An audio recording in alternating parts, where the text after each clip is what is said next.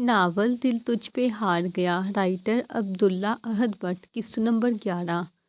وہ آج کے کام کو مکمل کرتے ہوئے اپنے آفس میں ہی بیٹھی تھی۔ دل نشین کو وجدان نے بہت کہا کہ وہ یہاں سے نہ جائے اور اس نے معافی بھی مانگی تھی، لیکن اس کی کہی ہوئی باتیں اور بے یقینی نے اسے ایسا کرنے پر مجبور کر دیا تھا۔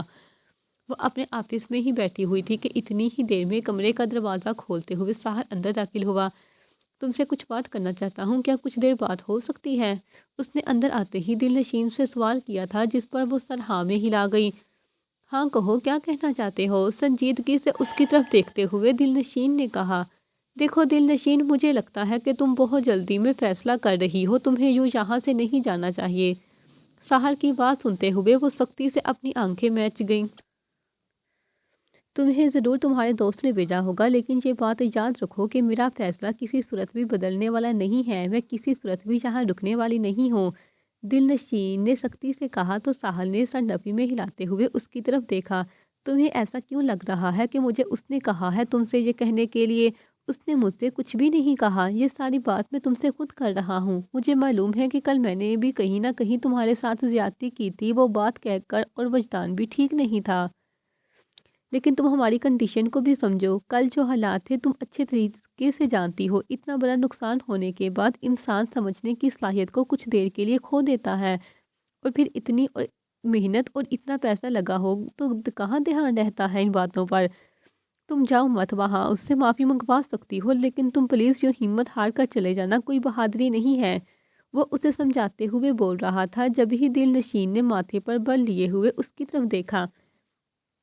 میں اچھے طریقے سے سمجھتی ہوں اس بات کو، اس لیے میں نے اتنی مرتبہ اپنی صفائی پیش کی تھی ہر کسی کے سامنے۔ میری جگہ اگر کوئی اور ہوتا تو شاید ایک مرتبہ بتانے کے بعد یہاں پر رکنا بھی گوارا نہ کرتا۔ میں آج کا دن بھی یہاں گزار رہی ہوں صرف اس لیے کہ نرمین کی حقیقت کو سامنے لا سکوں۔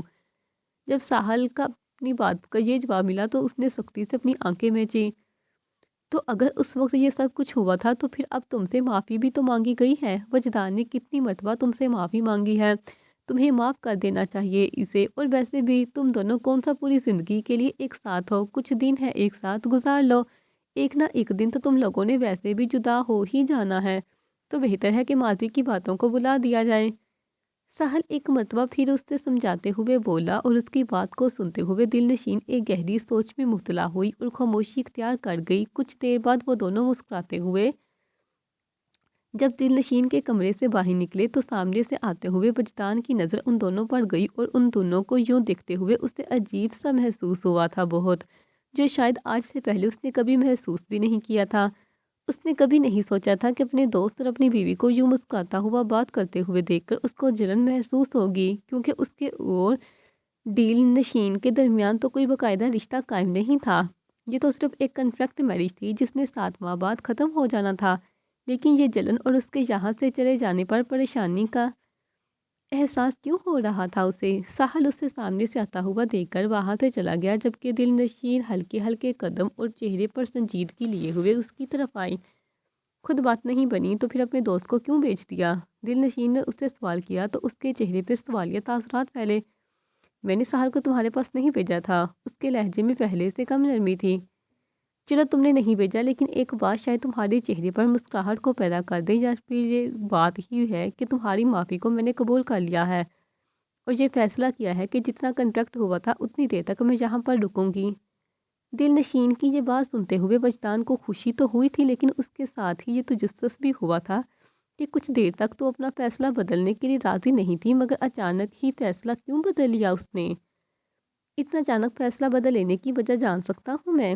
اس کی بات سنتے ہوئے دل نشین نے مڑ کر پیچھے کی طرف دیکھا، جہاں ساحل ایک لڑکی سے بات کر رہا تھا، اور اسے دیکھتے ہوئے اس کے چہرے پر ہلکی مسکراہٹ پھیلی تو وجدان کو مزید جلن کا شکار ہونا پڑا۔ تم اس کی طرف دیکھ کر یوں کیوں مسکرا رہی ہو؟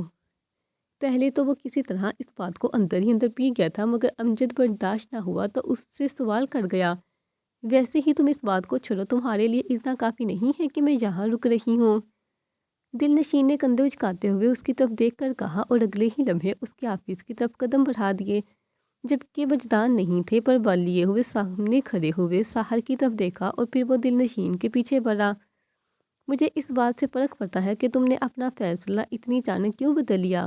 وہ دونوں جیسے ہی آفس میں پہنچے تو وجدان نے اس سے سوال کیا، جس پر وہ سوالیہ نگاہوں سے اس کی طرف دیکھنے لگی۔ کیوں فرق پڑتا ہے اس بات سے؟ مطلب تم یہی چاہتے تھے، اب جب میں رک رہی ہوں تو تم کہہ رہے ہو کہ تمہیں اس بات سے فرق پڑتا ہے۔ میرا وہ مطلب نہیں ہے، میرے کہنے کا مطلب یہ ہے کہ تم یہاں کس کے کہنے پر رک رہی ہو؟ میرے کہنے پر تم نے اپنا فیصلہ نہیں بدلا تھا، لیکن اپنا فیصلہ بدلنے کی وجہ بھی تو بتاؤ مجھے۔ ساحل نے سمجھا تھا اس کے کہنے کا رک رہی ہو یہاں پر۔ یہ بات سنتے ہی وجدان کو آج پہلی مرتبہ ساحل پر شدید غصہ آیا اور اس نے اپنی مٹھیاں سختی سے بینچی تھیں۔ تو تم میرے کہنے کی بجائے اس کے کہنے پر رک رہی ہو؟ کہ یہ ویلیو ہے تمہاری نظر میں میری، کہ میری بجائے تم کسی اور شخص کی بات پر عمل کر رہی ہو؟ وجدان کی یہ بات سنتے ہی دل نشین نے ماتھے پر بل لیے ہوئے اس کی طرف دیکھا۔ تمہارا کیا مطلب ہے اس بات سے وجدان؟ اور تم اتنے سوالات کیوں کر رہے ہو؟ اور تمہارے چہرے پر یہ غصہ کیوں پھیلا ہوا ہے؟ دل نشین نے لہجے میں تھوڑی سی سختی لیے ہوئے اس سے سوال کیا، اور اسی دوران نرمین بھی ان کے آفس کی طرف قدم بڑھا رہی تھی، جو خود کے ایکسکیوز کیے جانے پر شدید غصہ تھی۔ اس دل نشین کو لگتا ہے کہ میں اتنی آسانی سے یہاں سے چلی جاؤں گی، لیکن وہ نہیں جانتی کہ میں بھلا کیا ہوں۔ اب تو اسے سبق سکھانا پڑے گا، لیکن اس سے پہلے مجھے وجدان سے معافی مانگ کر اسے اس بات پر قائل کرنا ہوگا کہ وہ مجھے یہاں سے نہ جانے دے۔ یہ کہتے ہوئے نرمی وجدان کے آفس کی طرف قدم بڑھا رہی تھی، اگر جیسے ہی ان کے دروازے پر آ کر کھڑی ہوئی تو ان دونوں کو آپس میں بات کرتے ہوئے پایا۔ ان کی باتوں کو سنتے ہوئے لگ رہا تھا کہ جیسے کوئی سنجیدہ گفتگو ہو رہی ہے۔ اس نے اپنے موبائل کا ریکارڈ اس لیے آن کر لیا کہ ہو سکتا ہے کہ دل نشین کا بھی کوئی سچ ہو جس کی وجہ سے وجدان اس قدر سختی سے پیش آ رہا ہے، اور وہیں دوسری طرف وہ دونوں اپنی باتیں کر رہے تھے۔ غصہ کیوں نہ کروں میں؟ تم مجھے یہ بتاؤ کہ ایک لڑکی اپنے شوہر کی بات نہیں مانتی مگر وہ اس کے دوست کی بات مان کر اس کی زندگی میں رکنے کا فیصلہ کرتی ہے۔ اس کی بات کو سنتے ہوئے دل نشین کے ماتھے پر بل نمایاں ہوئے اور اس نے غصے کی نگاہوں سے اس کی طرف دیکھا۔ کیا کہا تم نے ابھی؟ تم نے ابھی یہ کہا ہے کہ تم اس بات پر خوش نہیں ہو، مطلب کہ تم جلن کا شکار ہو رہے ہو، لیکن کیوں؟ کس وجہ سے؟ مجھے یہ سمجھ نہیں آ رہا، کیونکہ ہمارے درمیان تو ایسا کوئی بھی رشتہ نہیں ہے جس کی وجہ سے تم جلن کا شکار ہو۔ تمہیں تو ایسا سوچنا ہی نہیں چاہیے، کیونکہ ہمارے درمیان تو کچھ نہیں ہے۔ جو کچھ بھی ہے وہ صرف اور صرف دنیا کی نظروں میں ہے۔ حقیقت ہم جانتے ہیں کہ یہ شادی ایک کنٹریکٹ میرج سے بڑھ کے کچھ بھی نہیں ہے۔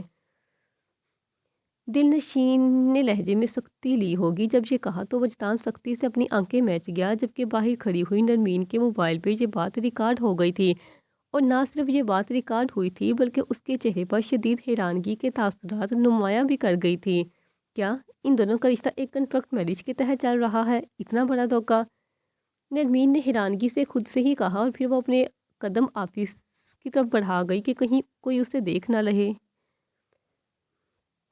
وہ جیسے ہی کمرے میں پہنچی تو اس کے چہرے پر شیطانی مسکراہٹ پھیل گئی، کیونکہ اس کے ہاتھ ایک ایسا ثبوت لگا تھا جس سے وہ دل نشین اور وجدان کو مکمل طور پر ایک دوسرے سے دور کر سکتی تھی۔ اب آیا اون پہاڑ کے نیچے، تم نے میرے ساتھ یہ کھیل کھیل کر میرا راز سب کے سامنے رکھا تھا، تو دیکھو اب تمہارے ساتھ بھی میں نے یہی کھیل کھیل لیا تو نہیں تو ویسے، لیکن بس تمہارے ساتھ یہ ہو گیا کہ تم دونوں کے رشتے کی حقیقت میرے اس موبائل میں ریکارڈ ہو گئی۔ اب کوئی بھی مجھے جھوٹا نہیں کہہ سکتا۔ اس نے چہرے پر شیطانی مسکراہٹ لیے ہوئے یہ تمام الفاظ ادا کیے۔ تم نے مجھے سب کے سامنے رسوا کیا تھا، لیکن میں تمہیں یہاں پر رسوا نہیں کروں گی، کیونکہ تمہاری حقیقت ایک ایسے شخص کے سامنے لاؤں گی جو خود تمہیں سب کے سامنے بدنام کر کے رکھ دے گا۔ بہت اچھل رہی تھی تم کہ وجدان تم سے محبت کرتا ہے اور تمام تر باتیں، لیکن حقیقت تو جو ہے کہ اس نے تم سے محبت کی ہی نہیں۔ تم دونوں کا رشتہ ہی کاغذی ہے، اور جب یہ حقیقت شائستہ صاحبہ کو معلوم ہوگی تو پھر کتنا اچھا ہوگا۔ وہ ایک مرتبہ پھر سے شیطانی چہرے پر مسکراہٹ لیے ہوئے یہ تمام الفاظ ادا کرتے ہوئے باہر کی طرف قدم بڑھا گئی۔ بہت تیز رفتاری کے ساتھ قدم بڑھاتی ہوئی اس گھر میں داخل ہوئی تھی جہاں پر شائستہ موجود تھی۔ نرمین نے ملازمہ کو بتایا کہ وہ شائستہ سے ملنے کا ارادہ رکھتی ہے، جس پر شائستہ چہرے پر غصے کے تاثرات ملے ہوئے اس جگہ آئی جہاں پر وہ اس کا انتظار کر رہی تھی۔ تم یہاں کیا لینے آئی ہو لڑکی؟ شائستہ نے لہجے میں غصے لیے ہوئے جب یہ الفاظ ادا کیے تو نرمین ان کی جانب دیکھتے ہوئے بولنے لگی، لیکن اس کے چہرے پر شرمساری کا ایک تاثر بھی نہیں تھا۔ میں آپ سے ایک اہم بات کرنے کے لیے آئی ہوں۔ اس کی یہ بات سنتے ہوئے شائستہ کے ماتھے پر بل نمایاں ہوئے۔ کیا کہا؟ بات کرنے آئی ہو؟ اب کچھ بات کرنے کے لیے بچا ہے جو تم کرنا چاہتی ہو؟ اتنا سب کچھ ہونے کے بعد بھی منہ اٹھا کر یہاں آ گئی، میرے بچے کا اتنا نقصان کروا دیا اس کے، اور کہ بیوی کے درمیان رکاوٹیں پیدا کرنے کے لیے تم نے کیا کچھ نہ کیا، اور اب تم یہاں بات کرنے کے لیے آئی ہو۔ میں تم سے کوئی بات نہیں کرنا چاہتی ہوں۔ بہتر ہے کہ جن قدموں کے ساتھ گھر میں داخل ہوئی ہو انہی قدموں کو پلٹو اور یہاں سے نکل جاؤ۔ شائستہ نے صاف طور پر اسے یہاں سے جانے کے لیے کہہ دیا، جس پر وہ سختی سے اپنی آنکھیں میچ گئی۔ دیکھیں، میں سمجھتی ہوں کہ میں نے کچھ غلطیاں کی ہیں، لیکن یہاں پر وہ بات نہ ہو تو اچھا ہے، کیونکہ اس کے علاوہ ایک بہت بڑی بات کرنے کی غرض سے آئی ہوں آپ کے پاس۔ اس بات کو سنتے ہوئے شائستہ نے ماتھے پر بل لیے ہوئے اس کی طرف دیکھا۔ کس قدر ڈیٹ ہو تم، ابھی بھی مجھ سے یہ کہہ رہی ہو کہ جو کچھ تم نے کیا ہے اس کو بلا دو۔ اچھا، کیا بات کہنا چاہتی ہو تم؟ میں آپ کو آپ کی بہو کی حقیقت سنانا چاہتی ہوں۔ حقیقت جو سننی تھی نا وہ سن چکی ہوں، اور اس حقیقت میں تمہاری حقیقت اچھے سے معلوم ہو گئی ہے، اور تم دل نشین کے بارے میں کیا کہنا چاہتی ہو۔ ان دونوں کے درمیان یہ چند باتیں ہوئیں، جس کے بعد نرمین نے اپنے موبائل کو آن کرتے ہوئے وہ ریکارڈنگ چلا دی جو اچانک ہی اس سے ریکارڈ ہو گئی تھی۔ اس ریکارڈنگ میں واضح طور پر دل نشین اور وجدان کی باتیں سنائی دے رہی تھیں، جنہیں سنتے ہوئے پل بہ پل شائستہ کے چہرے پر حیرانگی کے تاثرات پھیل رہے تھے۔ چند ہی لمحات میں وہ ریکارڈنگ مکمل طور پر ختم ہو گئی، جبکہ اس نے اپنا ایک گہرا اثر شائستہ پر چھوڑا تھا، جس کو ان کے چہرے پر پھیلے ہوئے تاثرات سے واضح طور پر محسوس کیا جا سکتا تھا۔ یہ سب کیا تھا؟ کیا یہ سچ ہے؟ ایک لمحے کے لیے شائستہ کو اپنے کانوں سے سنی گئی بات پر ہی یقین نہ آیا۔